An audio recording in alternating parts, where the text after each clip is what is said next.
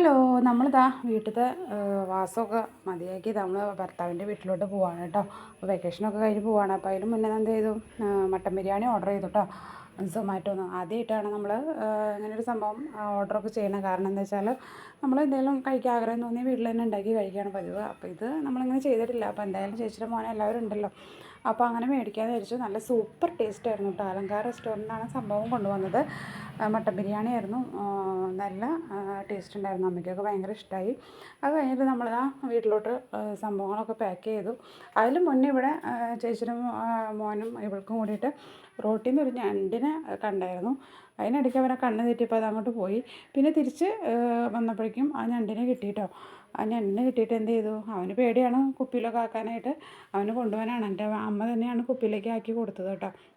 അപ്പോൾ അതിലാക്കി കൊടുത്തതും ഇത് പ്രസവിക്കുകയാണോ എന്താ സംഭവം എന്നറിയില്ല. പിന്നെ നോക്കുമ്പോൾ 3-4 കുഞ്ഞുങ്ങളൊക്കെ ആയി അതിൽ.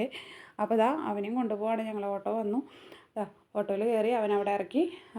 അപ്പോൾ ഞങ്ങളത് കഴിഞ്ഞിട്ട് ഞങ്ങൾ തിരിച്ച് ബീച്ചിലേക്ക് പോവാണ് കേട്ടോ.